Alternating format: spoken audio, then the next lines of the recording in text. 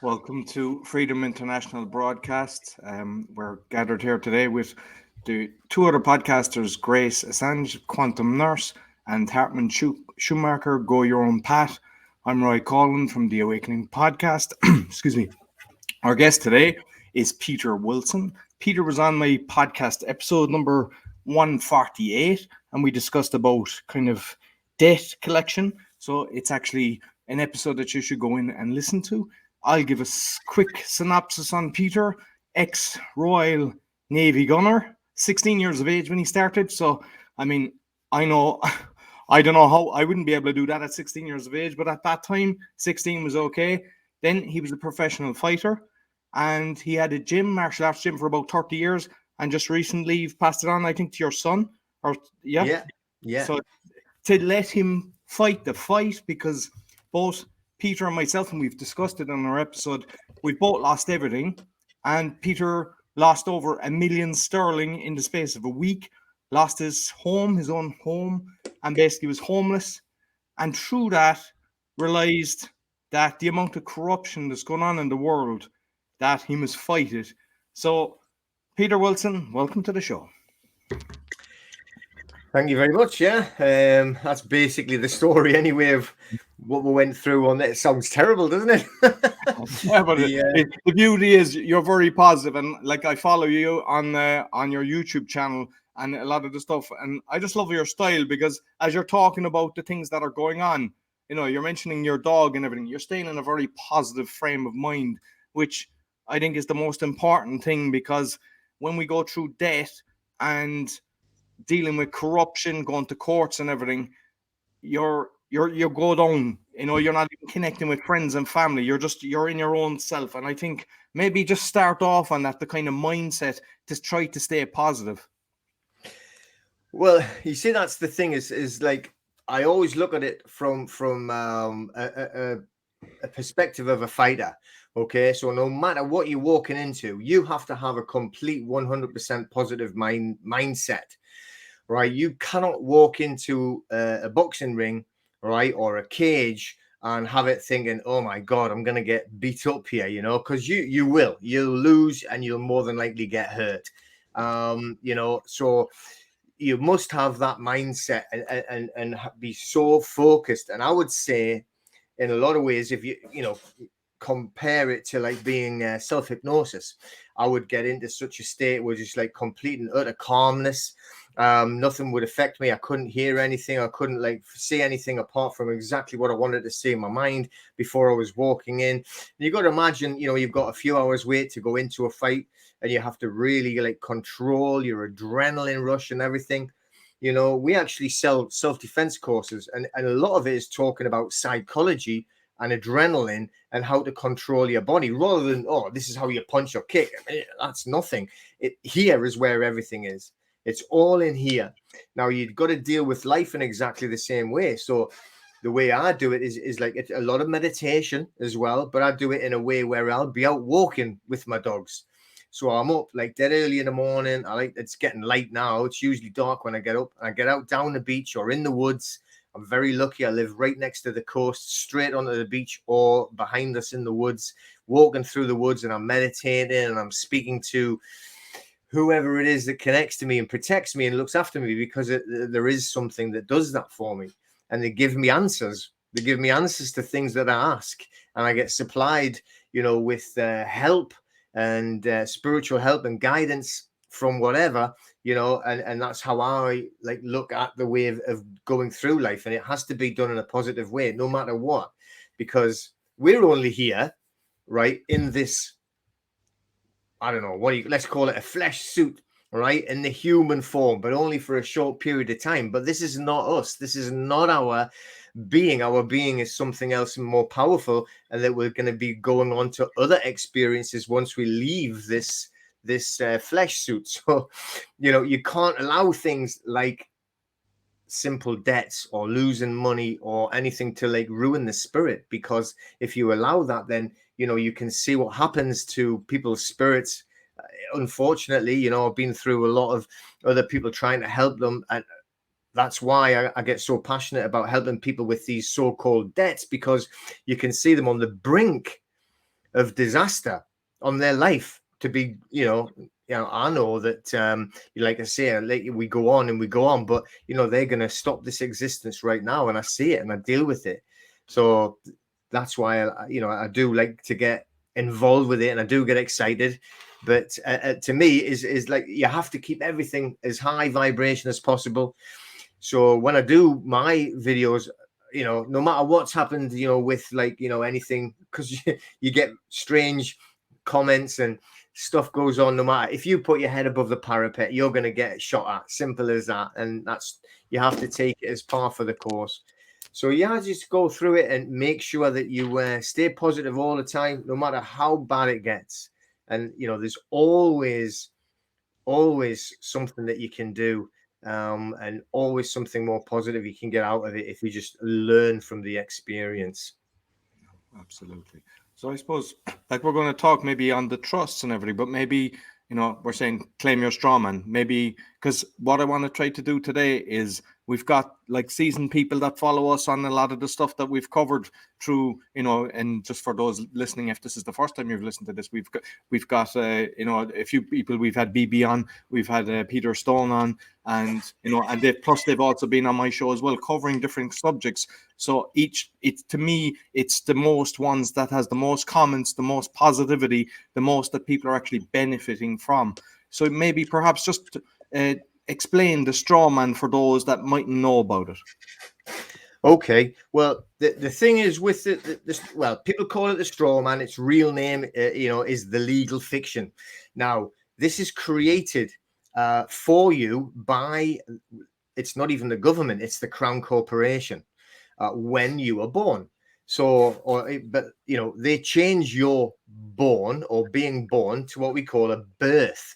Now, when you say it and you say, oh, it's my birth or my birth certificate or birthday, you are saying it with a B-I-R-T-H, when in reality, they've created it with a B-E-R-T-H for it to be a birth, as in you would be a ship or a vessel coming into a harbor. And that is what they actually do. They change you from a sentient flesh and blood being into a vessel, cargo.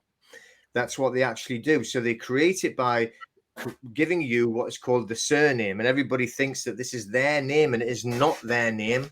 The government, let's just say the government, so we don't get too confused, will create this legal fiction, which will be your capitalized surname. So for instance, on mine, they would say Peter Wilson. Well, my name is Peter. All right. They've created the Wilson as an implied company or a corporation. That is what most people would know as is your strawman. And they use that as an implied corporation to basically run the existence of you, the living sentient being, the man, the woman. So they do this because all governments are corporations. All corporations run the whole world. So we have the Crown Corporation, which, like, let's just say, like the central banks, which there's a Bank of England, which is not English whatsoever. It's privately owned. The Federal Reserve, which is not federal, again, it's privately owned by the same family. All of these central banks, and they run the lower levels, which is the governments, as a corporation. They are private limited companies. So they can only deal with other private limited companies or corporations. They can't deal with living entities. So then they can't deal with you. So what they do is they actually create this legal fiction or strawman, and that is what they actually do. So if you need to look at your driving license, your passport, a tax bill, or whatever it would be called, it's always written in the full capital letters. It's not your name, it's not you. So if you've got a bill dropping in the door, it's got the capitalized letters on, might look like your name, but it is completely spelled differently. It is American Sign Language or Glossa or Dog Latin, whichever phrase you want to use, but it is fully capitalized. So your name, if it's fully capitalized, has to be an acronym. All right. Where in English can you actually write in full capitals and have it normal? Would you write a book, for instance, in full capitals, every single word? You couldn't do it because it doesn't make sense. All right. It is Dog Latin. But if we write it out, say, for instance, Peter Wilson in capitals, it can only be an acronym. So what does that acronym stand for? What I mean is, right, we'll write an acronym, bog off, buy one, get one free. Okay. IMO, in my opinion, right? That is an acronym. And now what they've done is they've changed your name to an acronym, and it disguises it, and you believe that it's you. And it goes very deep. It goes all the way even to the school teachers when they're doing the register when you're at school. This is how indoctrinated everyone is, that the school teachers are, but trying to indoctrinate you. Why do they say your name out at registration? All right, I can remember it. There's the teacher sitting in the class, and she's looking straight at us. And she's looking at me and she's saying my name, and I've got to put my hand up and say yes, you know. But when she's saying it, she's got it written down in full capitals. This is indoctrination of them and us. All right. This is massive psychology indoctrination. Okay. Now, obviously, from there, the school as well, it's all about fear mongering. Don't do this, don't do that. Stand there, stand here. You know, punishment. When I was a kid, right, growing up, we used to growing up in a Catholic school, we used to literally get whipped with leather belts, whipped with cat o' nine tails, you know. So, you know, and that's and it's true. I'm not lying. Right the way up until I left school, I was getting beaten with whips and all sorts at school. You just thought that was what everybody did, you know. I'm not saying I was an angel, by the way. I certainly wasn't that. But you know, so this is how they actually indoctrinate you. But that is what they're doing, is they're interacting with a corporation. That is a straw man, right? So there's literally a clone of you. There's two of you that go through this existence we call life, and they always interact and fine the straw man, tax the straw man. Okay, make the straw man the customer, and the customer always has to pay. As in, we are man and woman, so we cannot pay or cannot be a debtor because we're the creditor, the beneficiary. That's roughly what that would mean. And with like I'm seeing with the letters, the more I'm understanding this, I'm seeing every single letter from courts, every single thing is fraudulent what they're doing. And also they don't put stamps in it. Is the franking that they're doing. Is it like, I've heard of people saying you can go to the Postmaster General when they're doing that, not having the stamps. Have you any dealings with that?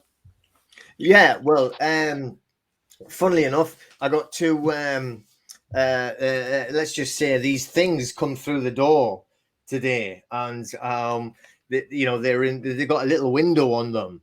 Okay, and they've got something behind them which is written in full capitals, which may or may not look like my name, but it can't be because it's written as an acronym. So what we do is, like, we actually cover up the name and put like not known at this address.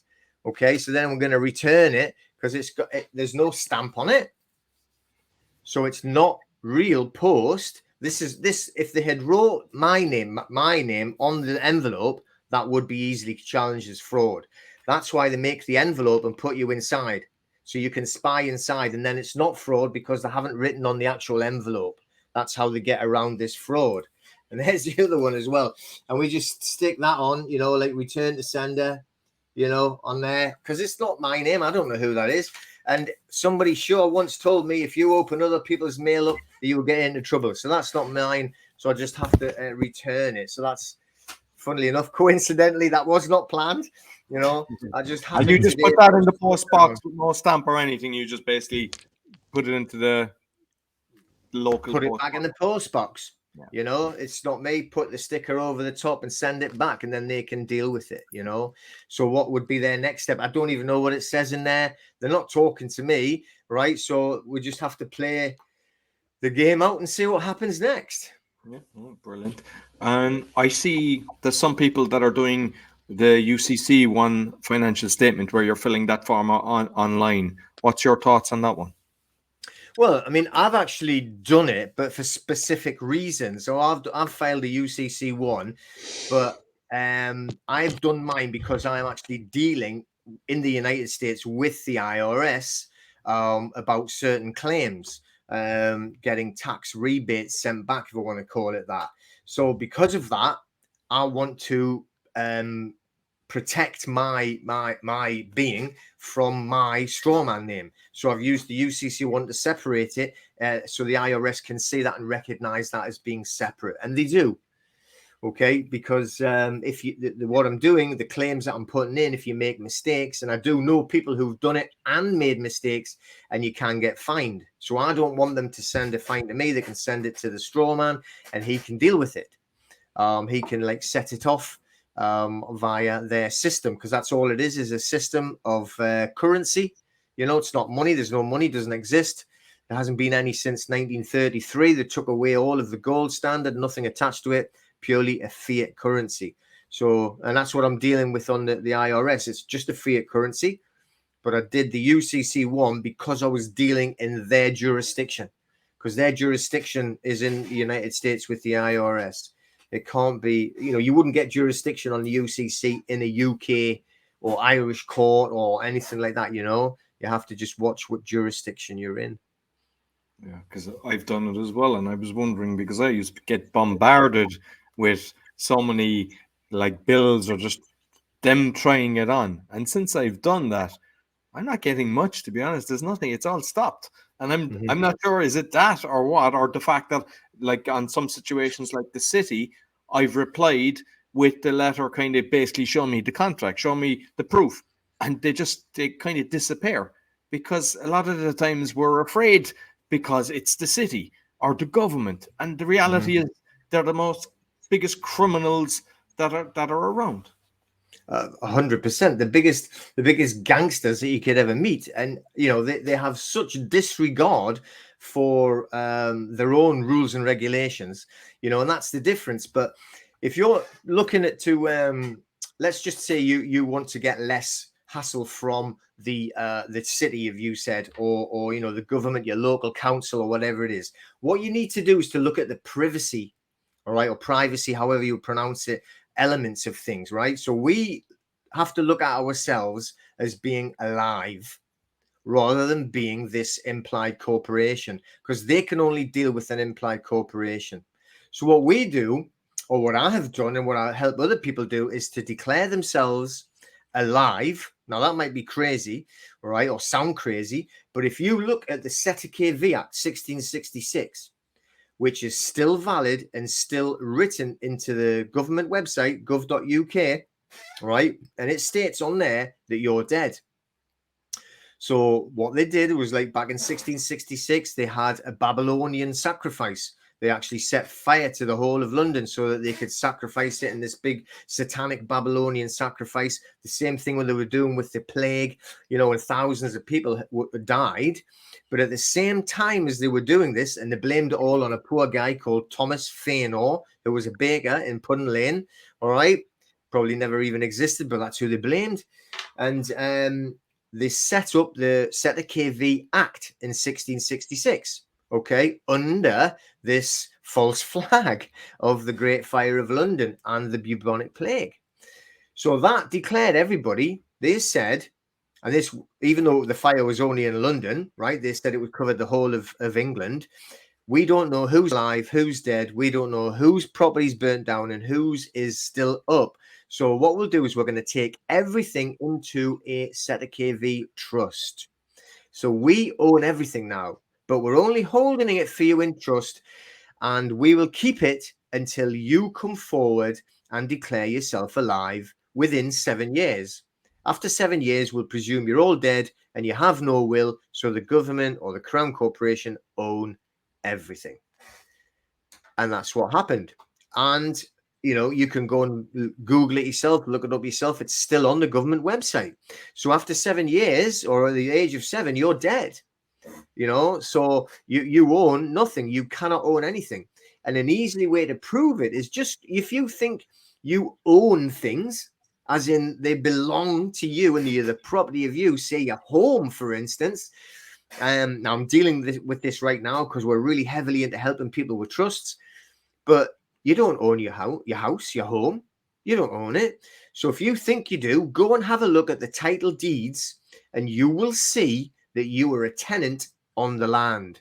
How can that be? Well, I haven't got a mortgage. This property is it, but it's not ours because we are tenants on the land, because all of the land is held in a trust, which it was taken into trust well, many times, but the main one that they did in England was in 1666. and it's still in that trust. So nobody can own the land. So, so what we do is we declare ourselves as alive by actually telling them that we're alive, because they said, if you don't tell us, then we don't know. And so we presume you're all dead, and we can only deal with the legal fiction, which will they'll actually dip into our Setake v trust. Okay. So, which is another topic, but I'll explain that in a second. But then what we also do is we tell them that we are living and private. So what we mean by being private is we set ourselves up as being a man, but we also set ourselves up as being private. We also set ourselves up as being in a private trust. Now, private trusts are probably one of the most powerful tools that anyone can ever get to use. And they've been used for hundreds of years by people who are wealthy. And they are mega wealthy now because they had everything in private trusts. Okay, J.D. Rockefeller, he created hundreds, if not thousands, of private trusts, and he was going in from trust to trust to trust to trust to trust to make sure that nobody could actually ever find anything that he physically owned or had his name on. Okay, and very famously said, own nothing, control everything. So this is the aspect about protecting yourself, Roy, is like, by being private and declaring yourself a man, but protecting yourself from these corporations who literally want to financially rape you to death, all right, every single day, and leave you just a used skeleton after 70 years. 70 years, because that's when the Setake v trust runs out, and then there's no use for you. Okay, start like trying to sell you things then, or not sell you, but give you things, like midazolam and stuff like that. I'd seen a show with I don't know, was it the rocker fella, basically in the 70s, and basically saying he was worth, I don't know, he had 480 million, and they asked him how much tax he paid. I don't pay any tax, he said. And that was on television. That's that's something that you can actually check online and see. So with the different trusts, because there's revocable and irrevocable, like what's the way to do it, and the costs as well? Because I know before I was looking at doing it as well, because I've kind of gone through the same journey as you, and I'm really conscious of having anything, because I said they're so corrupt, they just come along and say, yeah, that's mine, and you can't really do anything, because it's like the gangster putting a gun to your head, only they do it with a pen. Mm-hmm. Yeah. You'd probably feel better, wouldn't you, if they threatened to shoot you, though? You know what I mean? But they just do it so dirtily and slyly. It's disgusting. I'd rather get shot at. But if we take it back to have a look at the trust now, on what we would call an irrevocable trust, right? You just mentioned that one. You've got like the revocable or the irrevocable, which can get complicated. So I'll try and keep it as simple as I can, right? Just so it doesn't get too muddy or confused. But take it to the back to the Middle Ages. Now, I've done a couple of videos talking about like William the Conqueror, the throne of England, how he was literally given by Pope Leo the VIII, I think, the pendant to come and invade England, and the signet ring as well, his own seal, the Pope's seal. And on the Bayeux tapestry, right, if you can see them carrying the Pope's flag, the Norman soldiers. It's actually woven into the tapestry, the Pope's flag. See them invading on the battle, and those basically then he was given permission to set England, because once they took the crown, the guy Harold, he was not of their bloodline. He wasn't even royal in that sense. He was voted in. God forbid.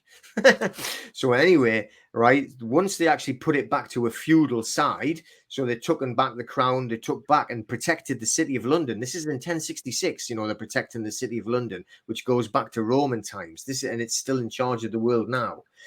But these knights that William came and set up all over the place. There's this massive house just up there behind where we live, it's called Delaval Hall, but it's de Laval. It's the de Laval family that literally came over in 1066 on the ships with William. Now, they were all given their land all over England, right up to the border, which is, I can see the border of Scotland through my window there. We've got the Cheviot Hills, all right? And right the way up to these lands here, they were all given all of their separate, like, shires or whatever it is they're called, you know, counties and lands. Now, their duty was then to go off and fight the wars for whichever king it would be, all the way through William, Richard, and all them, and going off on these crusades and everything. However, and I'm just explaining, it might be long-winded, but listen, right? When they were going away to fight these wars for the king, right? Oh, we're going to go and win the Holy Land back for you. I'm going to steal your land when you're away. If you're out the country for longer than 7 years, you're dead, which means the king can take it all. Your castles, your lands, your wives, everything. You know, and that's what they did. So what happened is that the knights was thinking, like, you know, I'm getting a bit sick of this. You know, it happened to, like, people, they say it happening to their friends, their associates. So they started to do an irrevocable trust to protect their lands from the kings and queens that were running the country at that time. So they used to use the trustees being the church or the clergy, because they had already taken the oath. It's a long Latin oath, can't remember it now. They're not allowed to own land, but they could be the trustee of the land. Now, because they had the church as trustee of the land, the kings and queens couldn't touch it. They could not do anything with it. That's the power of an irrevocable trust. Now, an irrevocable trust means that when you come back, right, that it's still set up and it's ready for you. Okay, but you can set it up initially to be revocable, so you can change it slightly. Upon your death, it becomes irrevocable.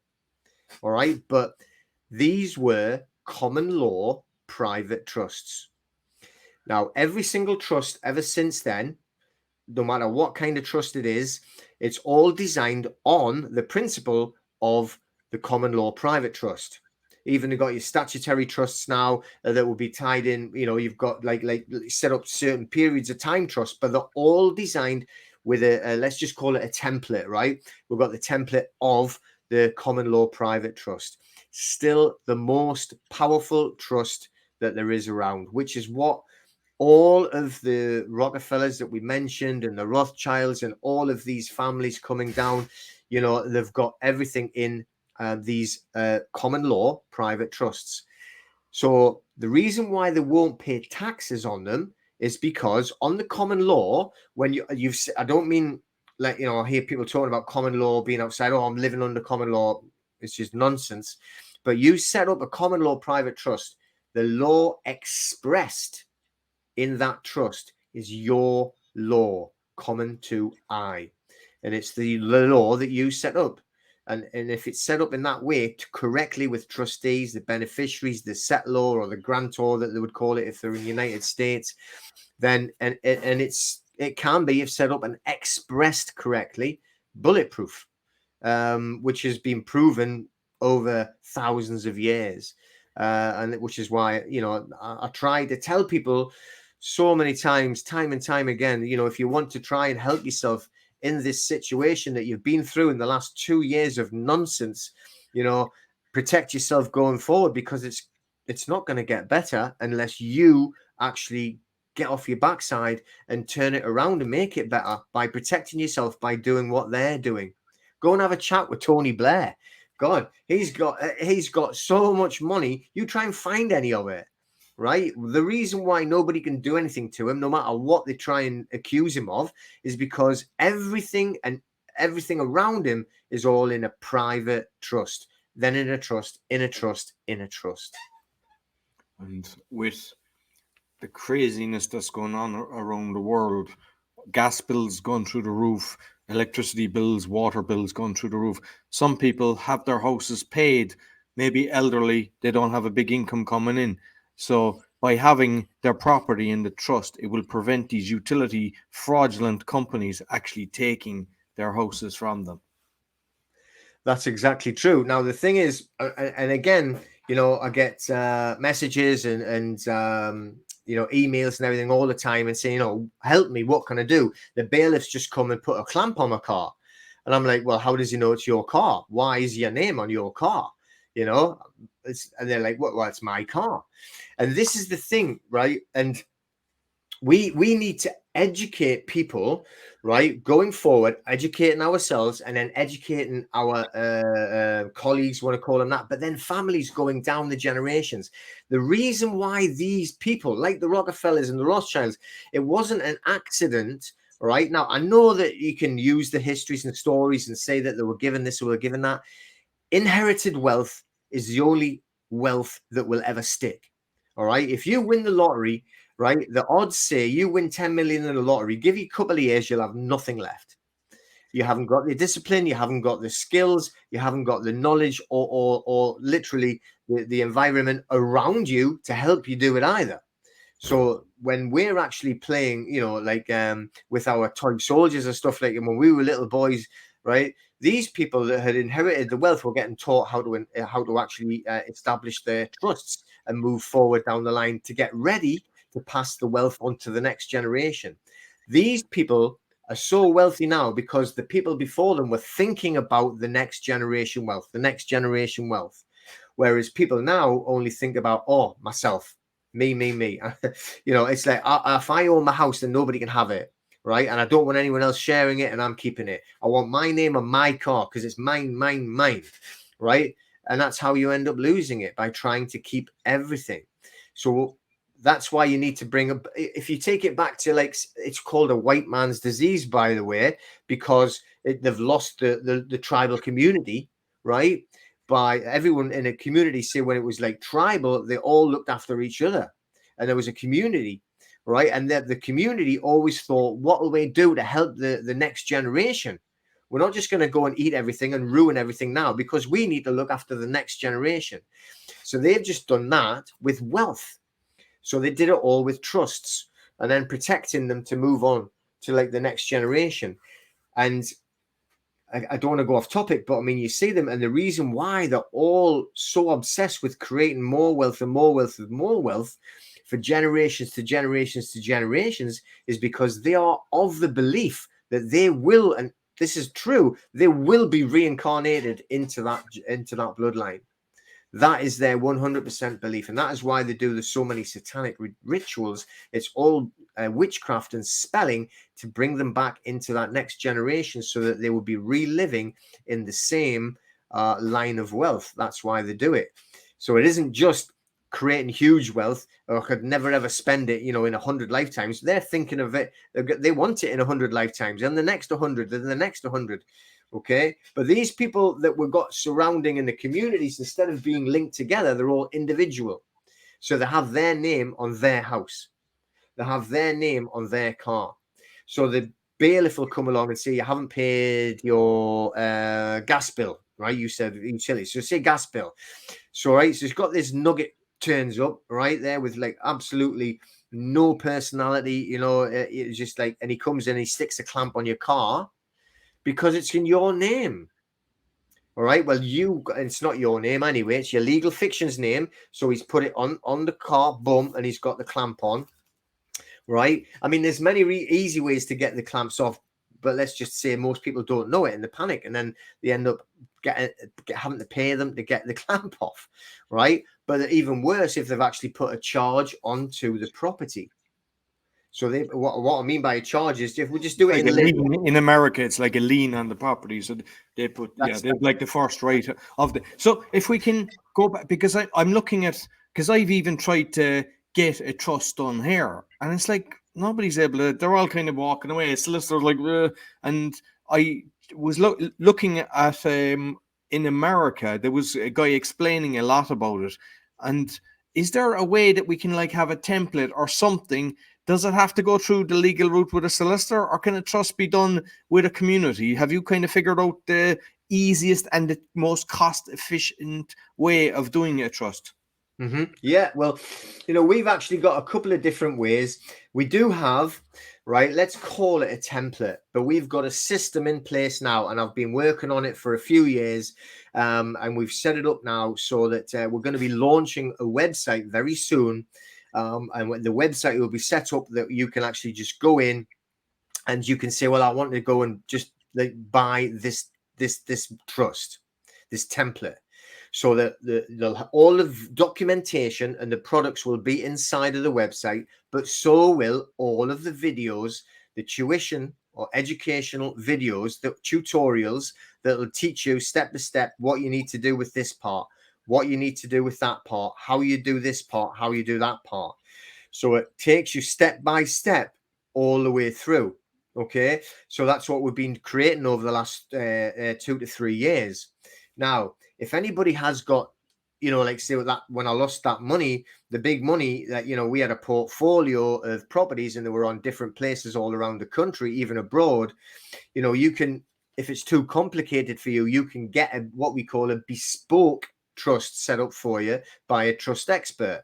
And we have one who'll go and do it for you, but it literally is bespoke. So you would have to have appointments with them and sit down and chat with them. And then you can go through it, on a Zoom call like this, to discuss your particular needs, because, it is going to be specific to you. All right. So you could never say, it's going to cost A, B, C, or D, because it depends on what you've got.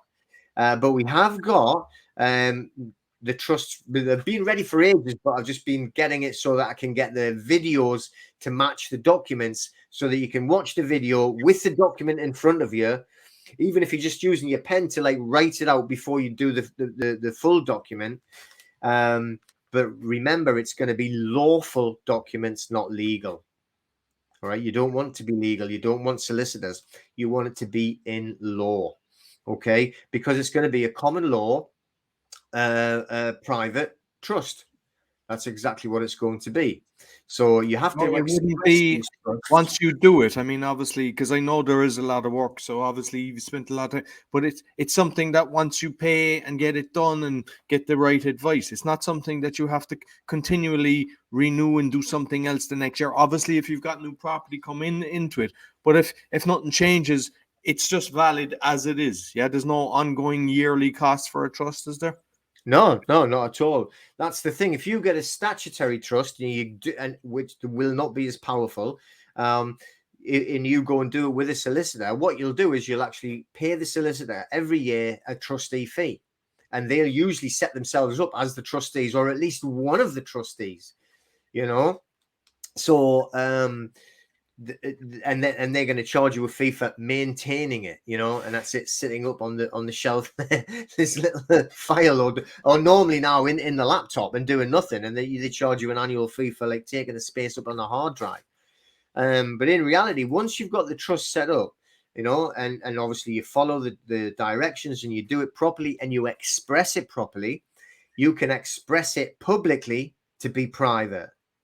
Right, so we do it through the newspapers, we do it through the postal system, using the Royal Mail tracking system. So there's proof of everything. And this is only if you ever get challenged, because you need to protect yourself, the same as you would need to protect any kind of asset. And this, you set it up so it's all proven track record. We do it publicly to explain there's a private trust created. So it goes in local newspapers, it goes online worldwide. But obviously you don't give any details of the private trust because it's private, right? But you do tell them there is a private trust that has been created, and you express it. That's what it means. So once you've got it expressed, yes, if you add things in, you'll have to do paperwork to add it in. If you want to take things out of the trust, which will be a trustee's job to sell, right? If you're, you do have the ability to do investments, and then you have the money that comes into the trust. Because the money's coming in, then you have to pass it on to the beneficiaries. Depends on how big the trust is and what the trust is set up for, how many beneficiaries there are. It can all be different. And that's why, sometimes if it gets complicated, you would need a bespoke one. But generally, if it was for the average man or woman sitting in a house that wanted to protect their asset, the place they're living in, and the vehicle that they're driving, and you just need to put a few things into a private trust, then there's nothing else to do once you've actually created it. Okay. Look after the documents, right? Don't let them get stuck in. Don't let the dog eat them. But I don't want to be hogging this stage. I'll have to pass on. There was one thing, because I had heard your video on it, and I wanted to just question on it. You said never say I'm sorry.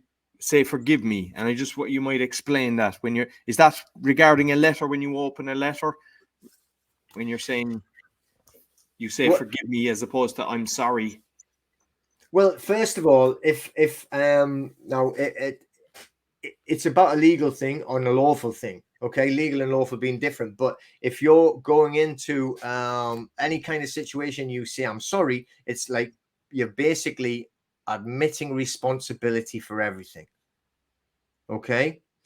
Whereas if you say forgive me, it's non-committal, as in, well, it doesn't say I did anything, right? But also in the language, all right, which is like as we're actually speaking to each other, it's accepted and treated very, very well when you say to people, forgive me. I always use it, and I use it sincerely as well, or forgive me, and then go on to, address the situation. Whereas if you just say, I'm sorry, they still seem annoyed at you. And then, where if you say, forgive me, a lot of the times, well, they want to, but it coming back to what would happen is when you were in a lawful court, not legal, we're all still up in the legal society now, but you could have been pleaded not guilty, right? But then eventually it got shown more and more and more that you are the responsible man for this crime. Then you could still maintain your clean family name by throwing yourself on the jury for forgiveness. So you would throw yourself on the jury, say, forgive me, right? And you're asking for forgiveness for the crime. And then you would be no matter what punishment was handed out, you would keep your good name, your family name. Whereas if you try to fight it all the time, say if it was like, oh, you've stolen someone's cow, right? And you wouldn't admit it and you fought it all the way through. Then they found you guilty by your peers, which is the jury of 12 in a lawful court, nothing what we do now, then your family's name would be cast out.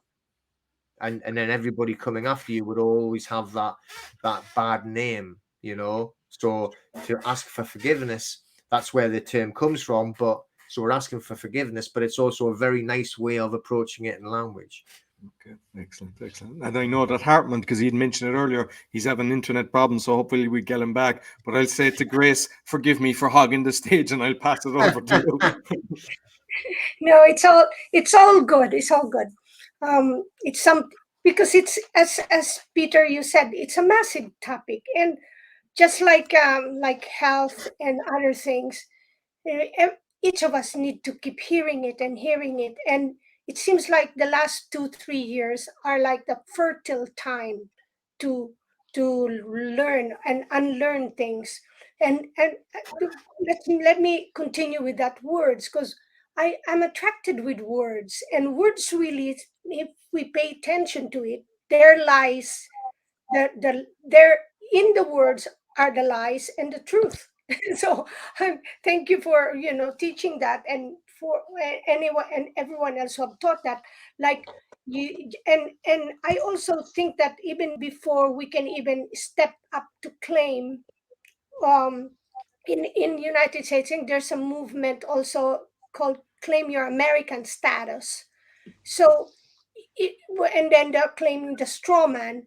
I think it's good to learn words already, because sometimes I know that one or two people I meet that they would kind of put it into test.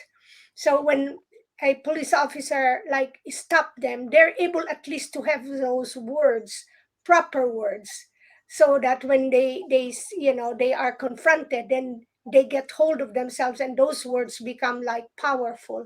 So, and I know that for the audience, you have that video that you spoke so much about that, right, Peter? And you said about using, don't be using like children, but I believe it could be like that's your property as well, and not using the word person or citizens, but using the word as man and woman, and the birth into to born. So I like that, Peter. When you mention about we need to prove that we are alive now in this deceit that have been passed on generation from generations. do they benefit more when the person is dead, and or when I mean, and you can connect it. Will they benefit if you're educated? Will they benefit more if you're in prison? Because it seems like everything that we do is attached to certain numbers, and the certain numbers is attached to whatever they do, that they keep on, like we become commodities that they put us in auction, right? Is that what? That's how I imagine it. So Mm-hmm. so what, and then we see this massive migration from other countries, and yet the corporations, the government corporations, seem to like want that. Now, how does that benefit them other than changing the political environment for political reasons? Well, the everything has a value in their eyes. Okay, so the everything is set up there to create cash for them in reality, but it's not like it's they don't need the money, but they need to make sure that we keep low, the vibration low, so that we're struggling all the time. And this is right. Let's talk about like the value of everything, and what would be the value of us being alive or dead. All right, what they do is when you were born, okay, so when you were born, they create an insurance policy on you, a life insurance policy on you. That's why you have either a national insurance number or a social security number. It's a life insurance policy, and it's a bond that gets invested on the stock exchange, the securities exchange, right? And it creates massive amounts of wealth. This is trading on the stock exchange all the time. So you are literally being sold. So you are a commodity that gets sold. Exactly what you just said there. So they have like everything is like a trade or a gamble, if you want to call it that. So they expect you to live a certain period of time, and if it goes shorter than that, they're insured against it. Okay, exactly the same way as the mortgage companies insure themselves against you not repaying the mortgage. Got to repay. Well, can I explain that later maybe? But everything has set values on it. So it's all to do with your social security number and your birth certificate number. These are bonds that have been created right through the stock exchange and sold. So the same with, say, for instance, your marriage certificate. If you get married, i.e., you ask them for a marriage license, then that license will have a number and it becomes a bond and it is sold. If you go to prison, which you mentioned there, then you get a prison number that will create a bond and it will be sold on the stock exchange, which creates even more value. So everything that you do or do not do has value. So when it comes to like this mass migration, what they're trying to do is break down the actual identity of the nation. So they don't want people to be English, Irish, Scottish, or British, right? That's why they're having this mass migration, because they want the one world and a one world government. This is, we're seeing it now from the, like Klaus Schwab and all of his pals. They're just talking about this massive global rightization, global. Their God is Baal, all right? That's why they call it global, and it's hidden in words that you were just saying there, hidden, plain sight. But that's they don't want you to be educated, or you were saying there, they need workers, not thinkers. That's all it's about, which is what the education system is all about. Who set up the education system? It was the Rockefellers, right? It was their education system. So why is it that they did it? It's to make sure that all you do is become a robotic entity to them, right? And the more that they can keep you busy just living, as i.e., like, hand to mouth. And we know most people are like, 2 months wages away from disaster, really, right? If they lose the job, 2 to 3 months and they've got nothing left. Okay. But if you're always living hand to mouth, you're never going to push yourself enough to get the education to create these trusts that will protect the little bit of wealth that you have to pass it on to the next generation.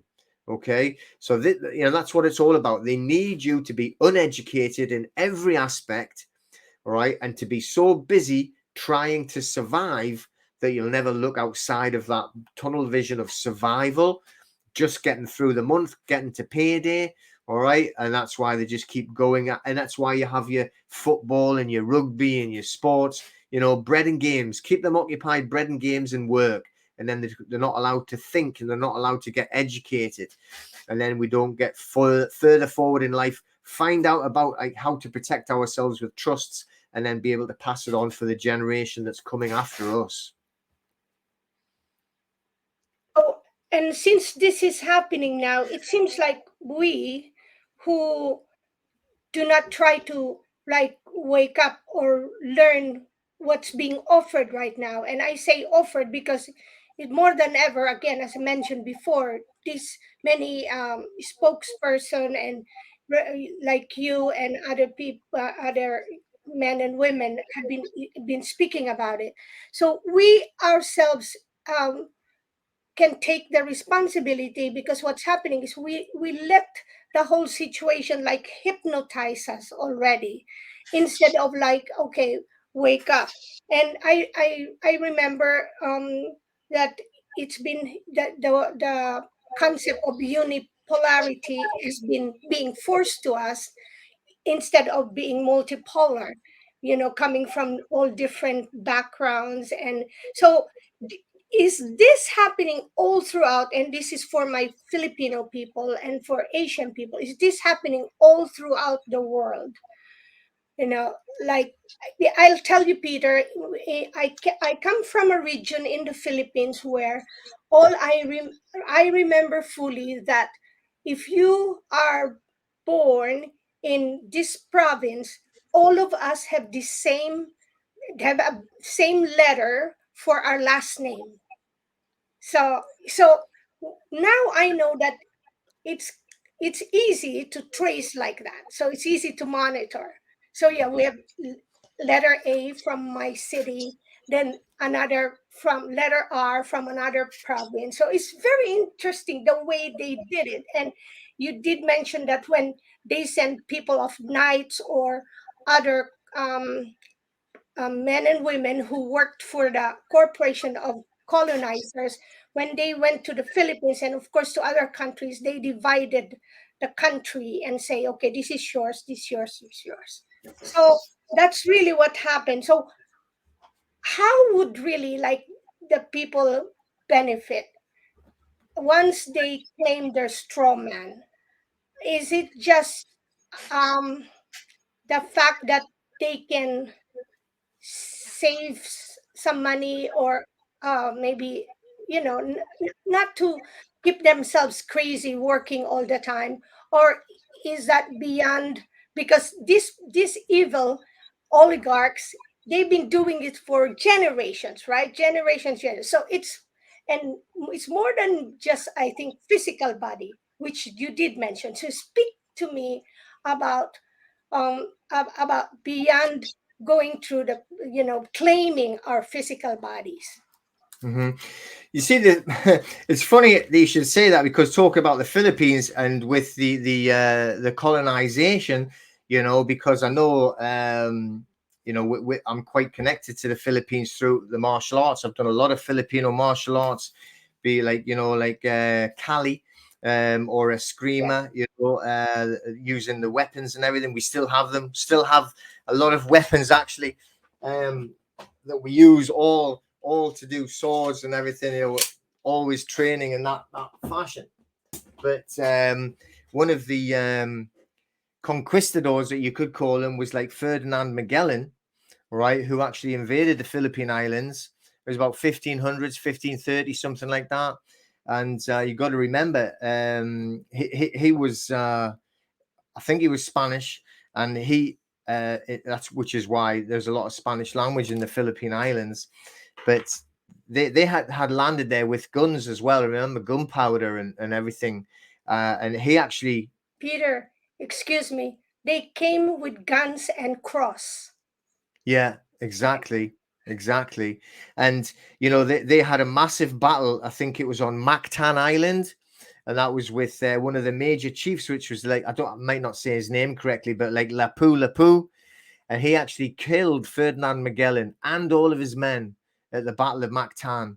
I'm sure it was about 1530, but obviously, that was just one battle. But this colonization, and basically what they've been doing is, and it's the Crown Corporation doing it, under the guise of these European royal families. We never had a British empire. It was a Crown Corporation empire, obviously it was headed up by the British royal family, but they're from Egypt, going back over onto the Babylonian side. But what they're trying to do is they are trying to make it so like you've literally got one world, instead of having your nation, and then from your nation you had your region there. Now, I mean, I would say on the actual claim in the straw man, it's not about the financial thing for me. Okay, it's like people, like, I get questions all the time saying, all right, now I want to claim a straw man, where do I find the money? It's not like that really, because I did say that these bonds do get invested, and these bonds create this wealth, but it's not wealth that's in your name, and it's not going to get stuck in your bank account. But you do have unending credit, unlimited credit. That is exactly what it is. Now, it's in a debt-based system, okay, because they've created this currency, the fiat currency, which is not money, and it can never be money. It is completely valueless. But so, to me, when I'm declaring, like, I'm finding out that I've done that a long time ago, but just say that you're declaring yourself living man, living woman, and I know my name is Peter. It's not this capitalized surname that you created and put on there in capital letters to own my soul. It's literally freeing your spirit, freeing your soul. That's the way I look at it, more than, all right, I've got my straw man, where's me money? That isn't the point. And it's definitely not the point where I would be coming from. Whereas the way I see it is like, I'm in touch with the creator. I only come from the creator. This is where I came from, and it's where I'm going to go back to. And it's just like literally uniting my spirit with the spirit of the creator under the earth plane with other man and woman. That's and being the community of man and woman together, rather than being in corporations. That's the way I see it, rather than saying like, quickly open a bank account and get that straw man money. That's never going to happen. It's so interesting because some of us, I noticed, that who really puts ourselves in dedication for that purpose, whatever it is. Um, we understand the importance of having a good money, good income, but beyond that, because I just mentioned that to one of the people I help to earn a living, and I said, the money does not inspire me so much. It's my freedom to enjoy my work, to do what I wanted to do. That's what inspires me. So Peter, not in some cultures, because you said about the name, in some cultures, and I believe especially in eternal life teachings, we have to claim our own name as well. And like my son, I have a secret name for my son. So it's only me and his father and my son who knows that name. So when he has to call on any situation, that's the name that he has to use. So anyway, and because as we all know about the satanic movements, we also have to remember that we're celestial human beings, And then when we can, it like, you know, manage it in a higher level, in a higher frequency, not just in lower level. And I will just make one more comment and you add on to it. The beautiful thing with what's happening nowadays, especially those who do homeschooling, those who create their own academy, or maybe whatever it is. I know sometimes they said don't use the word school, change it, because don't use the same words that the corporation uses. Yeah. I would be so exciting that in the future, more people, as they grow up, these individuals, men and women, will really have a different life than us because at least they're more awake now. So what do you think, Peter, on including this curriculum, or this, yeah, this subject matter, the truth, to the for the parents?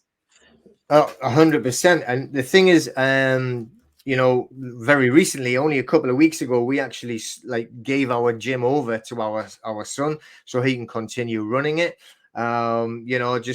But before then, we were actually doing homeschooling, if you want to call it that. But we were running classes, kickboxing, martial arts classes for the children that were not in the education system.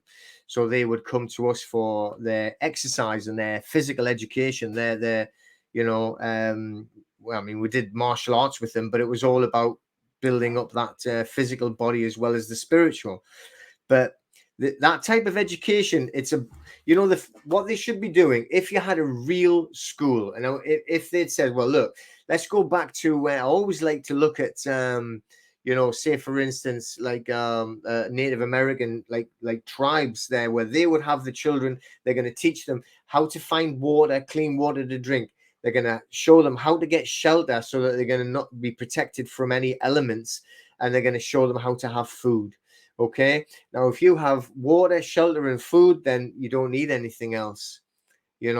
So a guy that I know, I don't know, but like I listen to a lot of his podcasts and his educations, and he said, well, look, because of the way that a human body is literally could live on fruit alone, nothing else. You would get all of the vitamins and minerals and everything that you would need from fruit.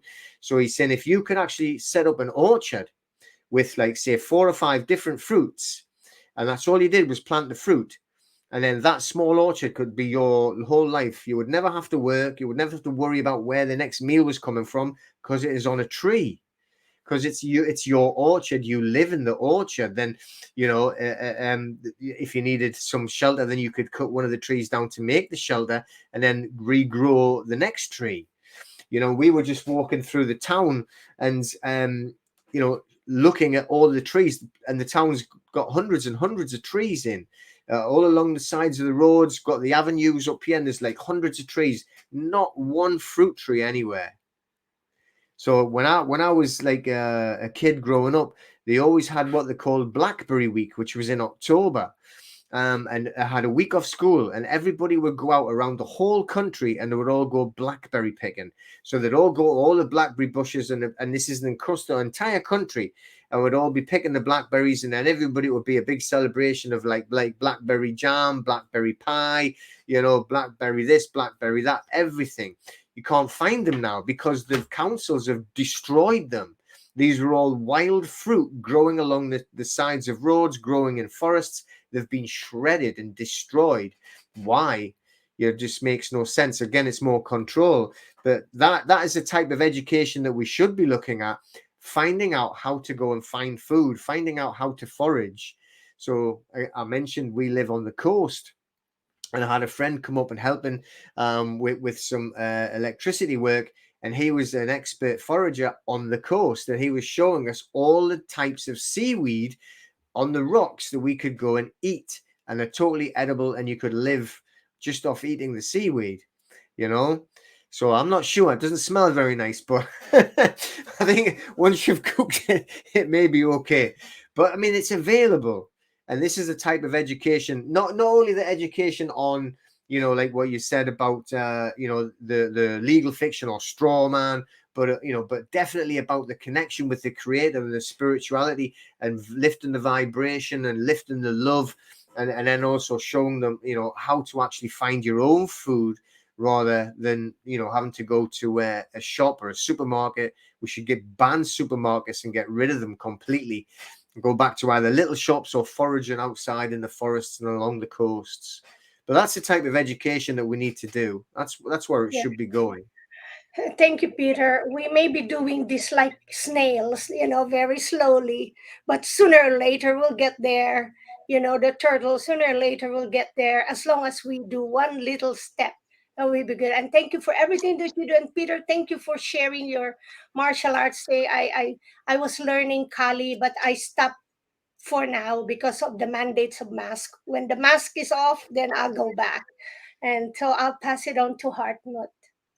Excellent, brilliant. I love Kali. I love, just the actual hand and eye coordination and the balance and the agility. It's amazing. Yeah, it's amazing. They should be teaching that, just the coordination side alone, not just the physical exercise, but the coordination. All of the children should be doing that. It's fantastic. Brilliant. Peter, it's so pleasure to have you here on the show, because the situation is going really mad at the moment, and and common law is the only way to, let's say, to survive in the next couple of months or future. Especially as for example, in Germany, we will have from January 2024, we will have the activation of the equilibrium. Wait a minute, Equilibrium of Burden Act. Is that correct? Equilibrium, equilibration of Burden Act. Do you know that? Do you understand this? No. It's an act we had. Let's say it this way: we had in the 1952, we had here in Germany a war victim compensation law. And this war victim compensation law was for the people who came out of the war or who have lost everything in war. And these people, they got money from the government. And all this debt were put on the people in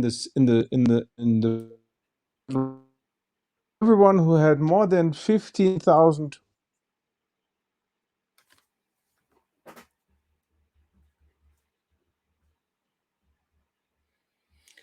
We're having a bit of a problem again.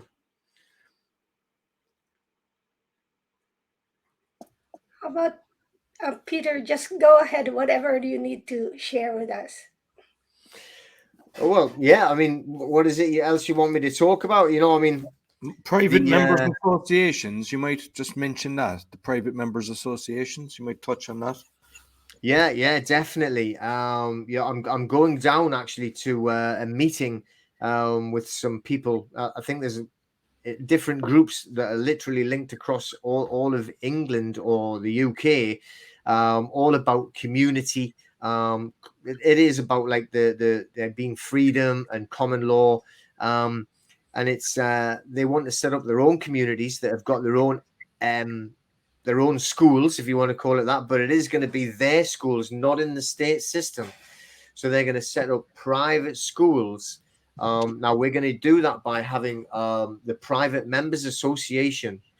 So the private members association are going to be incredibly powerful in the months and years to come, because we're going to have to set up literally separate communities that have nothing to do with the legal society. So the legal society, like the Bar Association, which covers the whole world, but the Bar Association has been so successful in ruling the world because it is a private members association. The same thing as like the judiciary, all right, and the Temple Bar and the Crown Corporation. They are all separate entities, but all private members associations.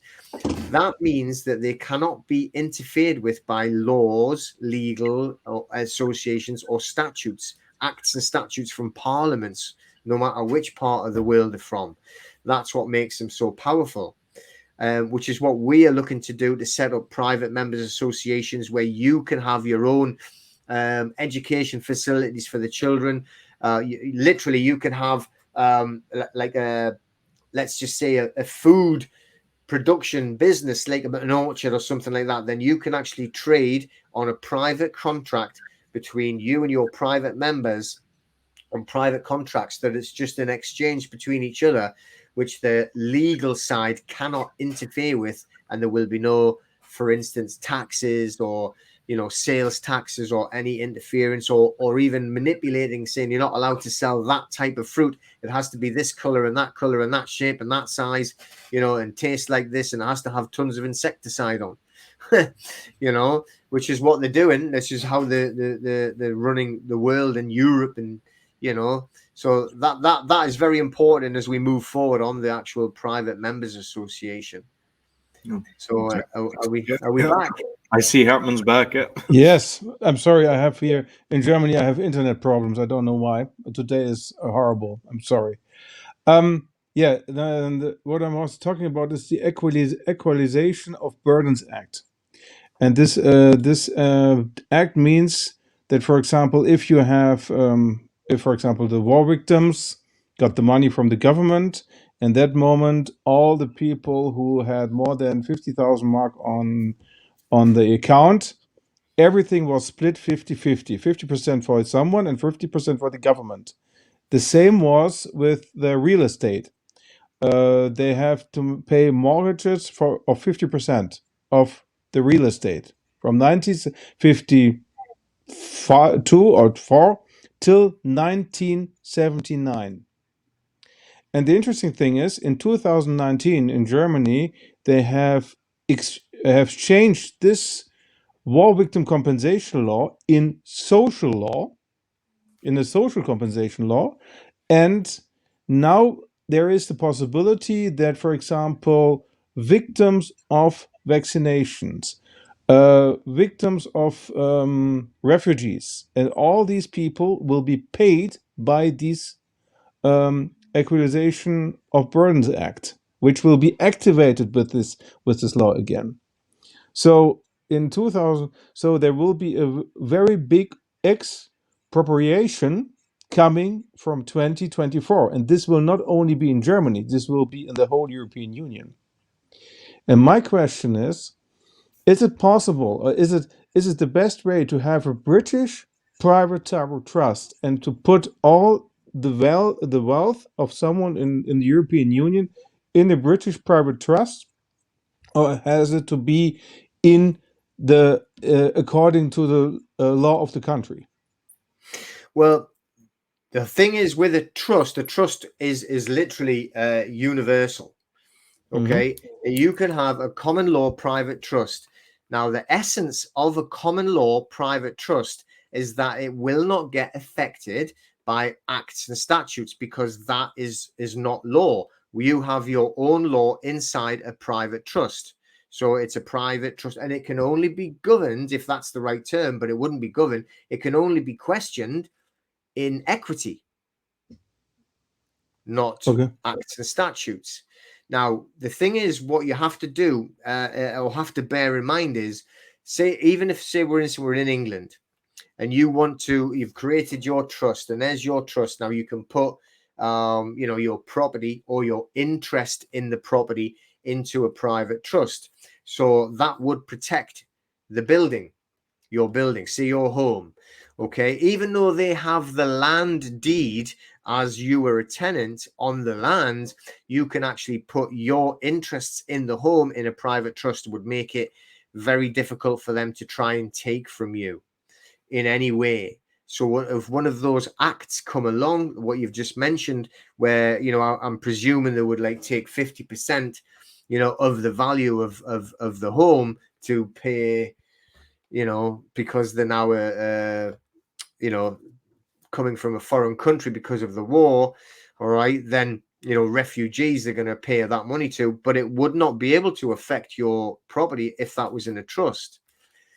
But we could not say, well, I've got a load of cash hidden under my bed, for instance. All right. you couldn't put cash into a private trust, because that cash, whatever country that you're in, right? But if we're doing it in England, if we've got pounds, it's got the Queen's head on, or a monarch's head on, which makes it public. So even if it was gold coins, silver coins, you couldn't put those gold and silver coins with the Queen's head on into a trust, a private trust, because it would make that private trust public. Now, what you can get around it, right, but where you could have like a different trust and set up as a revocable trust, a living trust, because you're alive, right, and it becomes irrevocable, finished at a certain period, or when you die, you can put the wealth in that trust and then put that trust in your trust, or the interest in the ownership of it, which is an intangible asset. But you can put the interest, which is extremely powerful, of the ownership into your private trust.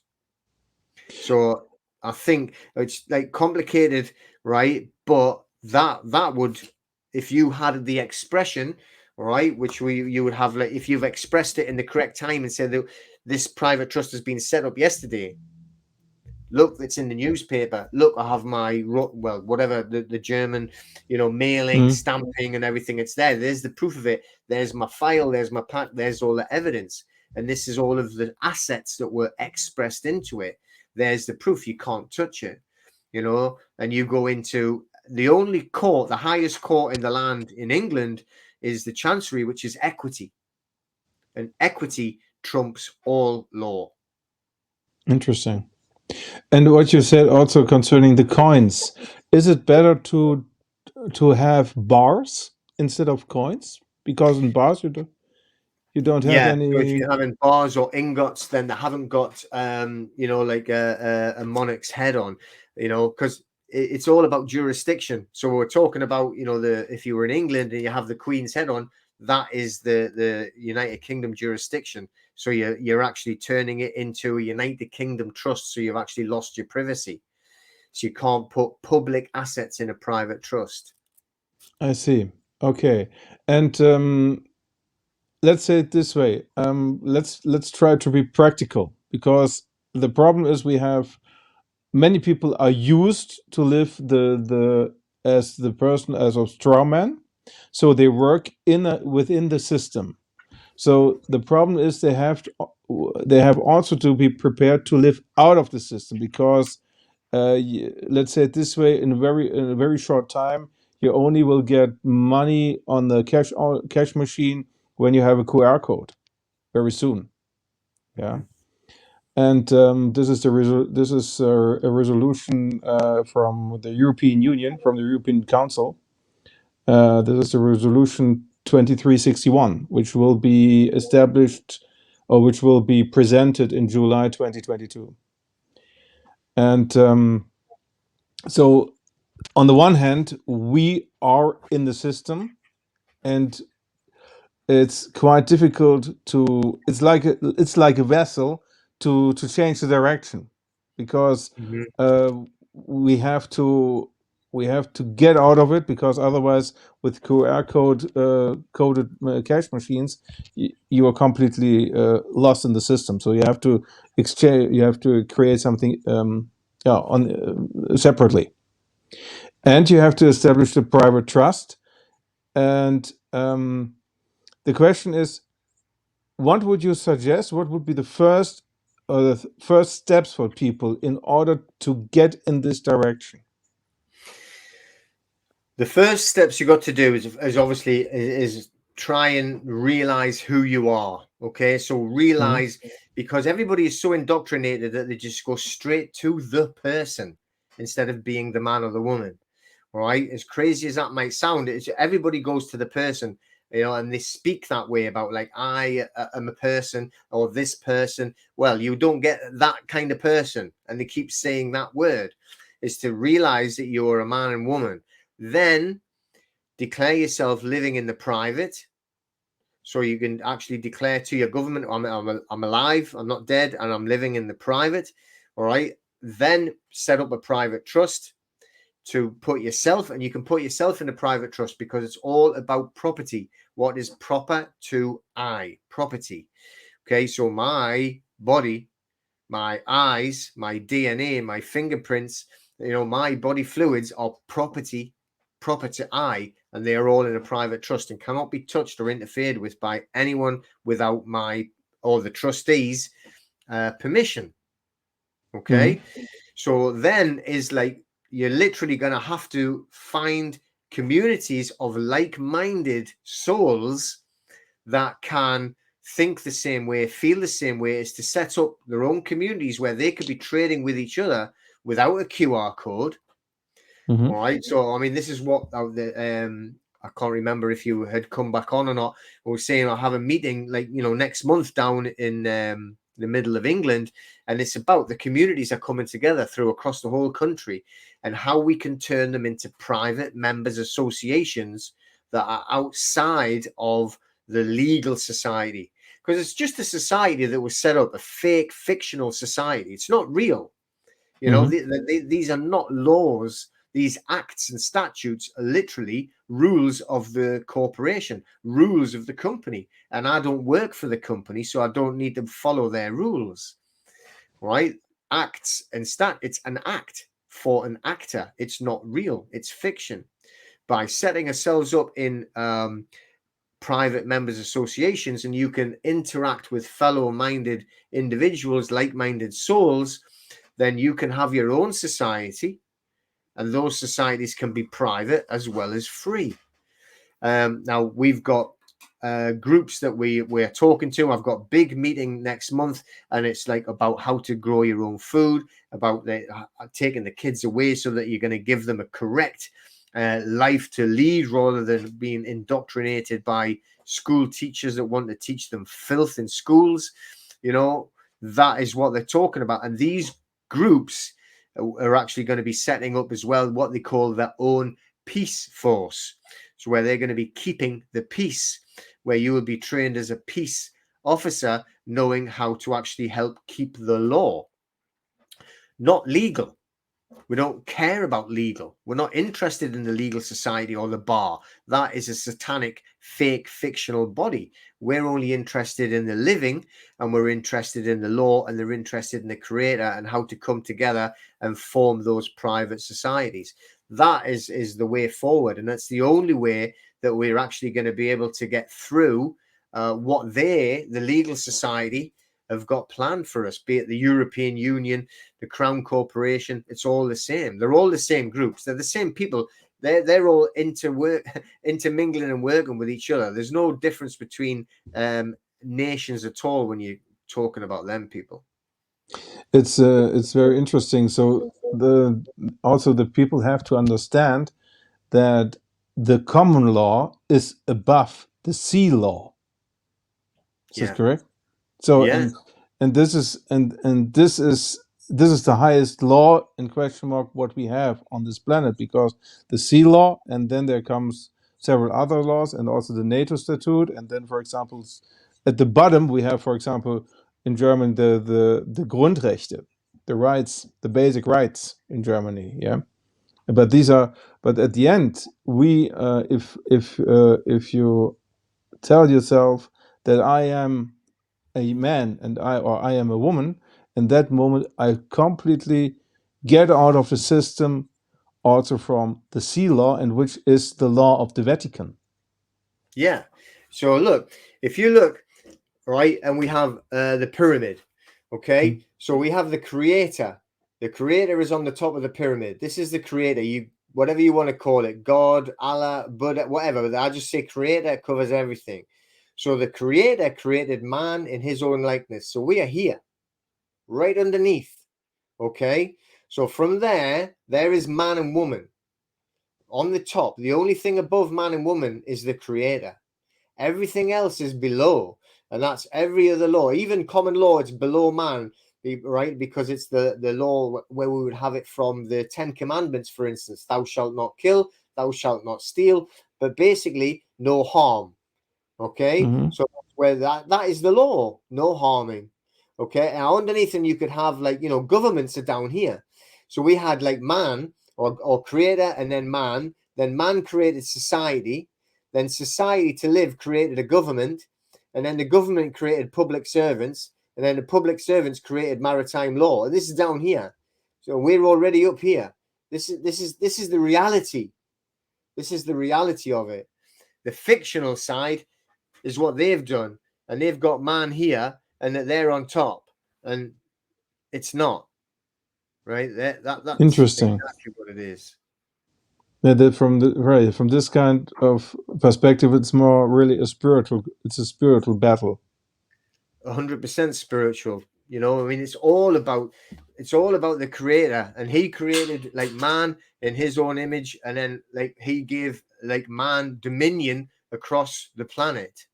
So you know, he didn't say, right now I'm creating man, but by the way, I'm going to make sure the government tell you what to do. He didn't say that. I've never read that in the Bible.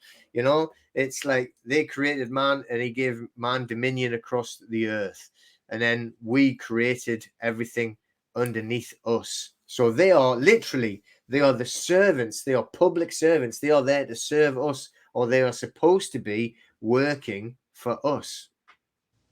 Yes, they are supposed to do this. Yes, at the moment it's completely opposite. And the interesting thing is, you cannot reach these people on a spiritual or emotional connection, because these are psychopaths. This is another subject, because as long as these people are not connected to the human beings, there is no relationship, and there is no understanding for this kind of words. Yeah, well, they have no empathy whatsoever. But they are literally bred that way. So if you look at the people that are running, and I don't mean the governments, I mean the ones above that, the ones that are running the governments, then they've been bred for generations upon generations, for thousands of years, to actually make sure that they have the most highly qualified psychopaths available. So anybody that shows any sign of empathy in anything that would be like of a man or a woman, they are got rid of. They will never be anywhere to be found, probably annihilated. All they need is like the psychopathy part of their nature to be blooming, and anything empathetic is gone. So this is the creation of what they have. And then from there, they recruit. Think of it on the Wizard of Oz. So you have the witch who's who's crazy, and she's got no empathy for anyone. And she hires all these flying monkeys to run around and just carry out all the horrendous orders. It's what you see all the time. All of these, crazy police force and everything, they're just flying monkeys running around doing what the psychopaths, the witches, told them to do. Yeah. I'm talking about this subject because if I am, let's say, I want to talk about the fear of the let's say, of us usual people. Yeah, because on the one hand, for example, we can have the courage to make a personal trust. Okay, but on the other hand, for example, a police officer who is indoctrinated, he doesn't care about that, and then he takes me in prison, and that's it. And then he's going, okay, you can talk to the next to the other guy who has the same problem like you. Yeah, and where do you get the courage to do this? Because as I said, for example, we had for example in Germany we had this case. There were people who were Reichsbürger, and then the police they came like the army forced in this flat. And they were, and the policeman said that he was indoctrinated, that they were terrorists. Yeah. So then they found out these were normal people without, let's say, with different thinking. Let's say it this way. Yeah. Mm-hmm. And we see it also in the demonstrations. The police people, the police officers who are used in demonstrations, they don't have any sympathy, empathy with the demonstrators. Nothing at all. Yeah. So the question is, how can the people get the courage, although they have the fear that the other side will not listen to what they say? How do you deal with this? Well, again, the only way to deal with it is on a very spiritual level, and you just have to like look for it from within and find like the love from within you, right, to express out, and that's through faith of the Creator and love from within, and then express that out. So we need to try and like get rid of the indoctrination of these people, because they have been given this path to go along, be the police officers, and they've been shown that these people are terrorists. Why are they terrorists? They're terrorists because they're walking along the street and want freedom. Oh, well, they can't have it. They're a terrorist. But they're spoken to. The thing is, what you can't do is you can't go and start hitting them or fighting them that way, because that's what they're used to and that's what they want, and they can only be fought with love and understanding. I'm not saying it's easy, right? But like, this is why we need to bring the strength from faith and the strength knowing that we're right. And I know I'm right, and I know what I'm doing is right, and I know by supporting man and woman that I'm doing right, and I'm doing what I was sent here to do by the Creator. So I can only use that. And that is the courage, and then try and pass that courage on to others to stand, and then get them to like look at me and say, well, look, this is how we stand. First of all, I'm doing it on the lawful side, so I haven't done anything wrong to man or woman, and I'm in the law, right? So, and explain and express them to that way. But that's the only way that you can ever win it. So if you look, as crazy as it might sound, like Mahatma Gandhi, then that's the only way that he could ever possibly have won, was by showing them love, peace, and understanding. And that's the only way we can go forward. You cannot bring the vibration of the planet lower by being like them. We have to lift the vibration up. And if you're lifting the vibration up and you're spreading that vibration so that people's confidence lifts, people's love lifts, and their like sort of like joy of life lifts, it will lift up the vibration, and then you're going to get that, whatever it is, the 30-25 monkeys syndrome, where the monkeys start copying what they see, so that everyone starts to lift. It's the only way we can win. As I don't know what you call it. It sounds like ironic or weird. That sounds crazy, but it's like love and compassion is the only way to live, or the only way to win. Let me go. Brilliant. No, thank you so much. It was I think this was very good words for the end. It was a real pleasure talking to you, Peter. My pleasure. And I give you to Roy. Thank you. Pleasure. I enjoyed it. Yeah, thanks a million, Peter. I don't know what's after happening with Grace. That's why I'm kind of writing there. It's not that I'm checking my emails. I'm actually trying to get Grace back in, because I'm conscious of not losing this live call, because she created it, and I don't know what happens if we all just end. Does it come back on? But I suppose you can let people know how to get in contact with you. And I just know myself, because I've seen the Facebook group that you're in.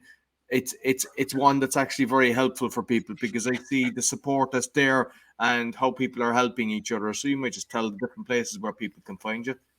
Yeah, I mean, the main channel on YouTube, it's 2021 Return to Democracy, which is linked as well to the Facebook group, which is contract law, and I think claim your strawman, something along those lines. But it's linked in with the YouTube channel, and obviously we have claimyourstrawman.com and smashadebt.com on the websites as well. We will have the trust one, but I'll not say that now, because we're still working on the back end of that to actually get it all tied together before we can launch all those trusts, where you'll be able to get your hands on them and have a look at all of the videos as well as the templates for the trusts. Okay, excellent. And yeah, just thank you very much for all that you're doing. And as mentioned at the start, episode number 148, because we covered totally different stuff on that episode, that you came on my Awakening show, so people can find that. I'm really at a loss, maybe Hartmut, I don't want that we all just end this, because I'm really conscious of the live. I'm trying to get Grace back in. I mean, if you want, you can leave if you need to do something, because I'll actually stay on just in case to get Grace on, just so that we can keep the recording, just in case, because I don't will it go to her if we all end. I because there was so much knowledge that was shared. really valuable information. I understand. You want to stay online so that we don't lose the recording? Yeah, well, me anyway. You can leave if you want, and I'll try to get Grace on. And obviously, I can edit the video, so that's So I just apologize to the listeners that I'm rambling on. But if you want to leave, I just want to thank Peter. Thank you very much for your time and all No, Yeah, it was no a real pleasure problem. to have you here. Thank you so much, No, it was Peter. great. Really enjoyed it, and very nice to meet everybody. And fortunately, lost Grace there, but yeah, great to meet you, Hartmut, as well. Fantastic. But I will have to shoot off because I've got another appointment I got to go to. Yeah, no problem. Yes. Yeah, so once you leave, and so I'm going to ring Grace and try to get her in. But thanks again. Champion. All right. Well, everybody take care. All Yes. right. Thank you. Bye bye. Yeah. Bye. Bye bye. So, yeah, because we're still live. So I'll ring. We are still live. If we are still live, then, for example, we can talk a little bit about. It depends whether we shall talk about some tough stuff. This is my subject normally. So at the moment, I think common law is one of the most powerful tool we have, and we need this. We need also this power because let me check.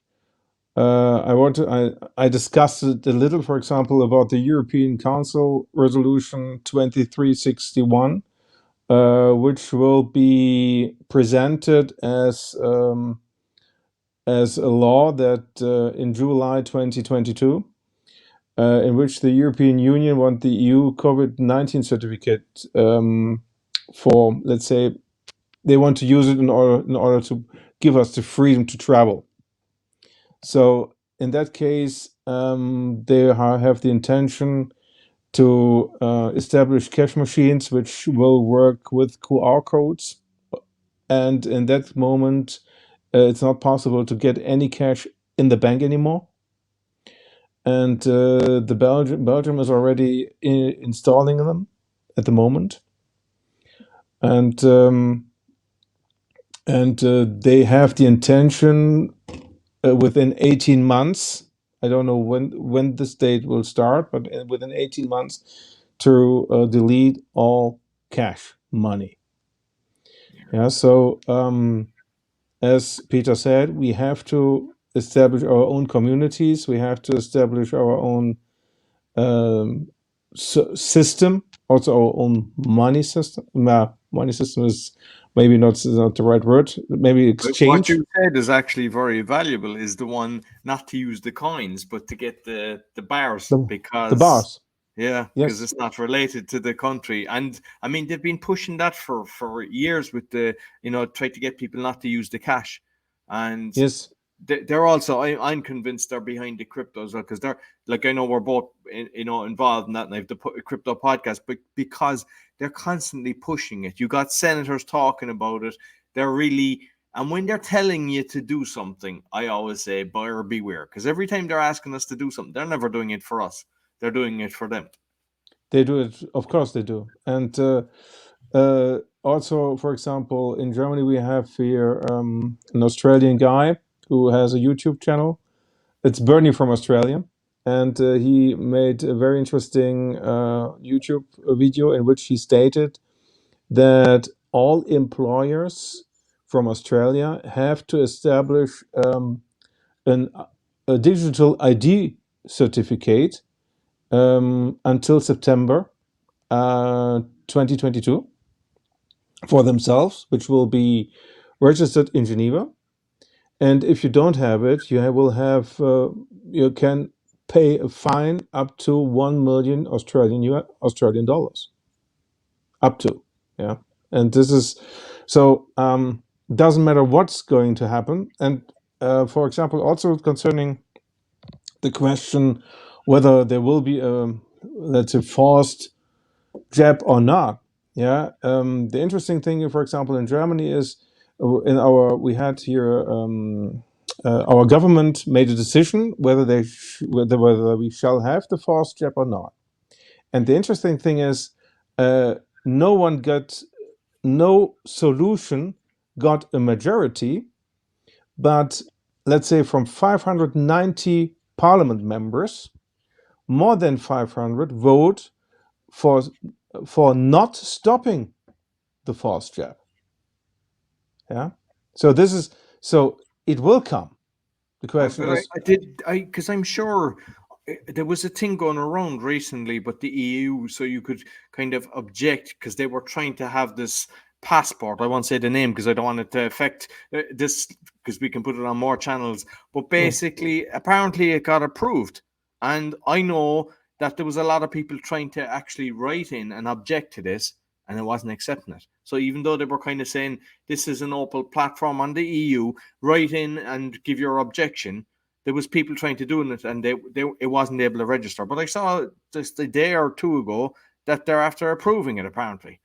Which yeah, it's what I said. The European Council, with its resolution 2361, they do not deny anymore the forced jab. They do not deny it anymore. So this new resolution, which will be presented on the 1st July 2022, the game starts again. And and this is the problem is we can only do it with common law. And the interesting thing is we can only do it also by spiritual in a spiritual way. He has. It was so interesting what Peter said at the end, because let's say it this way: if you want to start a revolution, for example, the classical one, with blood and tears and sweat and all that stuff. The problem is these people are better trained than us. Yeah. So we cannot drones and everything. There's no way you couldn't. They have such technology today. There's no way that you could beat them like that. We have to do it through brains, and like even take it by city by actually the power. So if you get somebody that's decent, that becomes the mayor. Like the reality is, through Freedom of Information Act, get 100 people in each little city, and then just gain momentum, because it's like the monkey thing that he mentioned. I mean, that's how it works. So if you see 100 people all objecting, then you're getting curious. Whereas if there's only 2 or 3, which is hard, I mean, you probably know that yourself, it's very hard to get people on board. I mean, what I'm finding is I'm talking about all the trails in the sky and everything, and all you have is people thinking you're a nut job. Yet we've got the proof, we know it, and there's people that are doing the freedom of information, and yet, you've people objecting. But if you've got 100, I believe if you get 100 people in each city, you get the momentum to start making the change that you can, and it'll have to be done at that, because everything they're doing, they need local level to comply. And once you can actually knock that little bottom ring, then it doesn't work. And if you're looking there and you're going, wow, in Poland, Roy has gathered 100 people and they've sorted out, you'd want to move there, or else everything is shared and it's replicated. So that's one way that I can see it. But it's just a case of trying to get more people. I'm consciously doing it. I'm reaching out to people. I've got a few people interested, but it ain't that easy. No. But what I also want to recommend all listeners again is to read the Amnesty International report from 1974 about torture. This is, you cannot go too if you want to discuss things with people, you cannot go much more back in the past, because then they say you are completely out of this time, and you don't have any clue. But if you read this Amnesty International report, and if you understand how psychological the government works with us, you must. The interesting thing is, the governments they have statistics for everything. In order to understand, for example, in Germany, if there are people on the streets, the most people on the streets are not people who have houses. They are people who live in flats, because if the people who owns houses, they have to pay the credit every month, and they cannot lose the job, so they are in fear, and because of the big debt, they are in fear, and they do their job anyhow in order not to lose the house.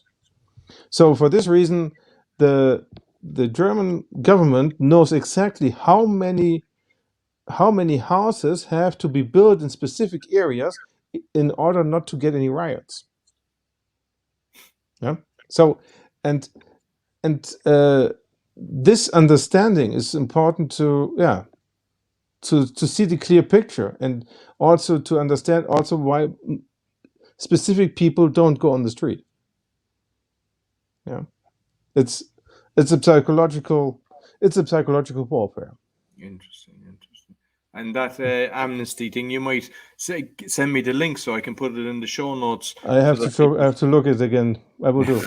I have to look for it again, because it's if you see it, if you're looking for Google, after 3-4 times searching it, you can find it. If you say Amnesty International report 1974 torture PDF, then you got it. Okay.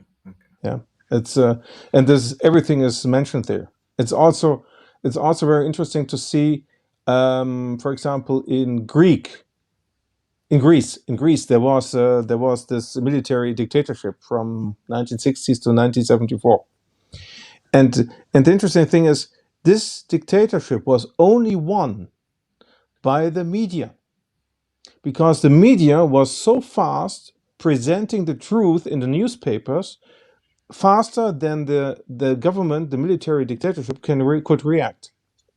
And so the information became public, also to the rest of the European Union. And the European Union, or the European Union Commission, got to the opinion that a military dictatorship was not adequate for a European Union member. So they had to become a democracy again. And so you can see the force on the power of the fourth media, or of the force in the state. But if this force is controlled, there is no alternative except us, for example. What's your thoughts on Elon Musk with Twitter? Do you think this regarding? I think he's controlled opposition as well, to be honest with you. I mean, I know a lot of people think that he's one of the good boys, but if you look at the family line and everything, but I know that some people are believing that because he's involved in that now, they're going to try to change it, that it's free speech. But I don't believe so. But I'm just curious what you think on that one. Let's see it this way. I want to answer with a picture. For example, take an oil pump in Texas. There's a small oil pump, and then you have a lot of grass, and the cows are there. Everything is fine. Okay, there's also something other things, but let's say it this way: the production of oil is more or less stable. And if you compare it with the lithium mine, it's horrible. And this is the thing. It's the whole thing is a lie. Yeah. And someone who is telling us this and wants to present us a robot who will support us in 23 or 24. I'm sorry. I'm sorry. This is my personal opinion. Yeah. I'm still trying with Grace to get in. She's saying she's rebooting, so I'm suggesting that she log in with her phone, because then she should be able to. I don't know. It's never happened to me like that, because I'm just conscious that we still get the recording, because I hope we can upload it, yeah. But it's okay. Yeah. This is important. This is the problem is, and this is the reason why I recommend also this Amnesty International report so much.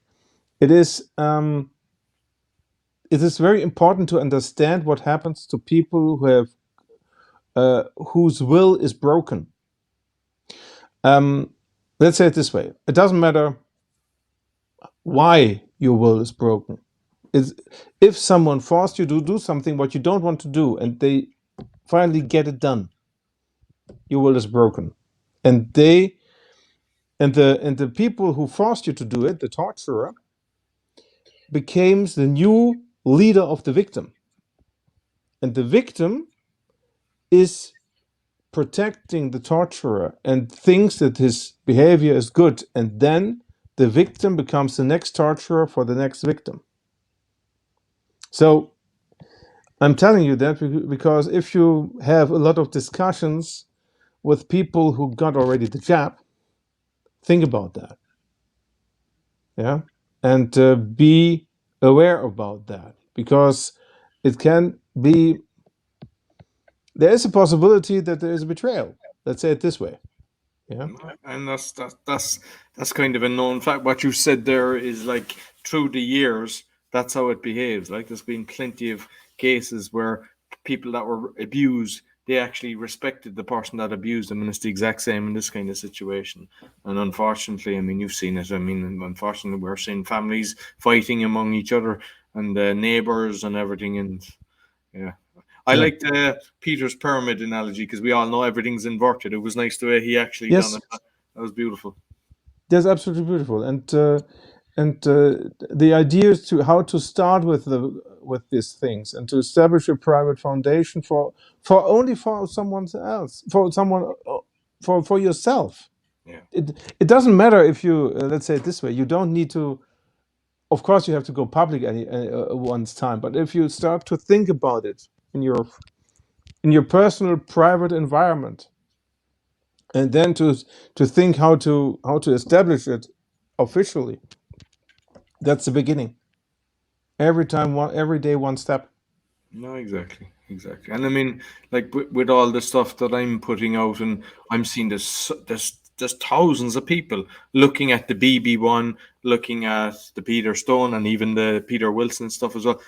They're the most popular, so people are conscious of it, which is a brilliant thing. Because what you need is you get the guy that's like a solicitor minded. You know, some people that they've just got a brain that they just absorb everything and they can, work on it extremely fast. You get a couple of hundred of them people, and then you'll see it speeding up because there's so many, even on the courses. There's people constantly writing, "How can I get on the course? How can I get on the course?" Which is fantastic because it means that there's more and more applying. And what they're doing, it's not like other kind of systems where somebody knows something and they don't tell the others. This is a system where everybody is sharing. There's different groups, and that's beautiful to see. Everybody is trying to get others involved, and they're sharing. Hey, this is how you get over, dealing with the bailiffs. This is how you get over dealing with the bank. This is how you get over, utility companies. And the more we see that, because they lose their power, because once people figure it out and understand about the letters and everything is fraudulent, it's like the 100 thing. Because once I figure this out and I do it and it works, then you're telling the next guy who tells another couple, and before you know it, it's too late for them. And I feel we're at the start of it, but it's going to just go very fast. It's going to very fast, and it's also very interesting because they have three topics the whole time, all over the centuries, and these centuries is health, climate, and war. Yeah. And this is coming again in repetition. And in the last 2 years, we had the problem with the health. It worked like it worked. Now they come with war, and then they come with climate.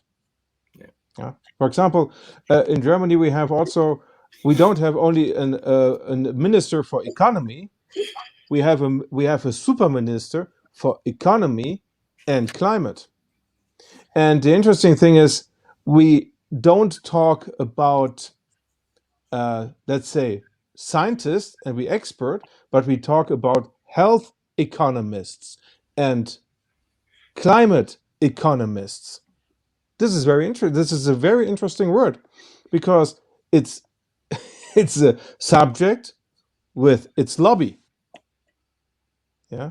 So let's say our health minister is also a health economist, and our economist minister is a climate economist. So think about that. Okay, Grace, you're here. Thank you so much. we kept the show going. We were afraid we might lose the recording, so that's why we kept going. Thank you very much, and forgive me. Not at all. Everything is fine. That's the right word. No problem at all. It was the craziest one. Suddenly I said, I wish I have this is my only computer. I wish I have another one. Because even on the phone, I had still a challenge. But anyway, I trust, I'm sure it was all good conversation and help for the people. Yeah. So, and that's it. And we thank everyone, and we thank Peter, I guess. Okay. Yes. All right. So watch for more. We have more upcoming interesting podcasts for you next week. And do share it and just reach out to any of us. Okay. Thank you. Thank you. Bye-bye.